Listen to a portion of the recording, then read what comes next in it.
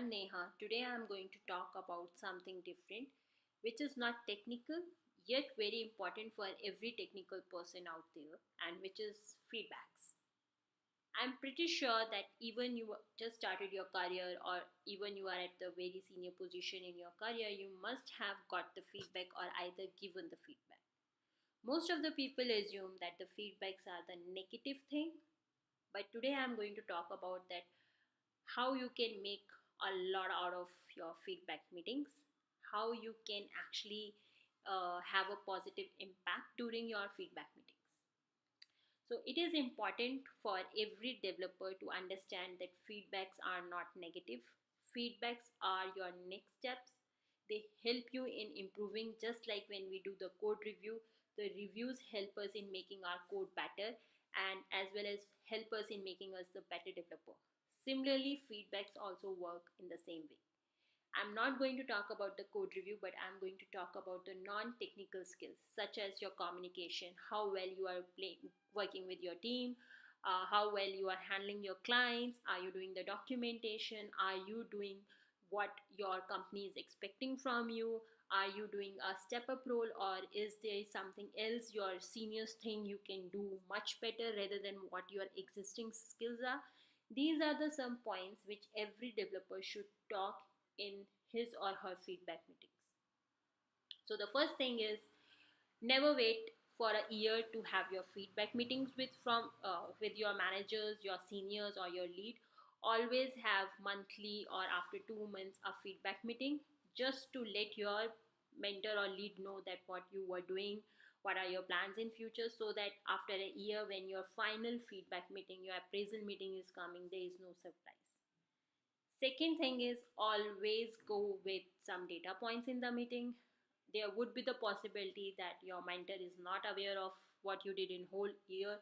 So you should be ready with your data points, that what you have done in a whole year or what are your goals for next year, so on, so that at least your mentor get a picture that you are a person who came to the meeting full prepared.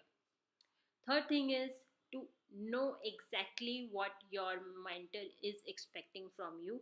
Might be the kind of project you are doing is not of your skill set and your mentor is expecting from you to do something else.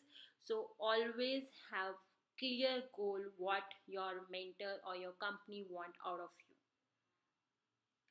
Then never get into the unhealthy discussions during your meetings, because these feedback meetings, these feedbacks which you will be getting on your non-technical skills, for example, are you a good team player or not, how your communication skills are.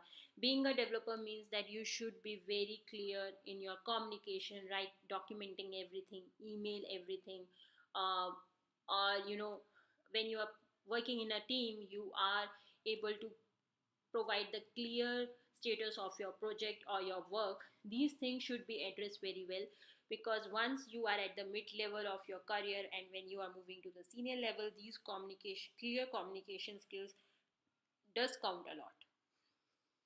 Now, the second aspects of the feedback is the feedback when you are providing the feedback. If you are that person who is going to provide the feedback, please choose your words very carefully. If you will choose negative words while giving the feedback, it is going to impact that person a lot. If you want that person to shine, to improve, you need to come up with the very better and positive words, so that the person can get into that zone, that he or she get motivated to improve.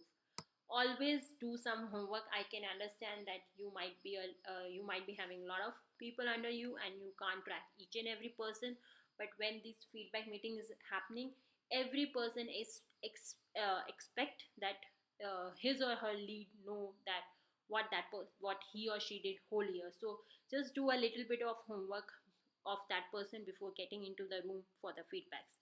The third thing is, which is very important and I have seen it a lot, the when you are providing the feedback, there these things happen that the person's primary role is something else, and you are providing the feedback on that, we expecting from you that you will do xyz thing and all that, and throughout the year you haven't done and so on.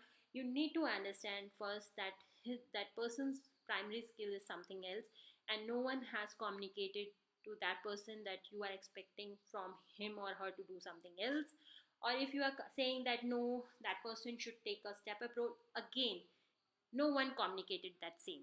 So be clear that you need to give that person a plan that next year I want you to do this XYZ skill, so that when we are sitting in the feedback, I can see that you are already master your primary skill. Now you are working on your secondary skills. Cool. Okay, guys, I hope this video somehow helped you.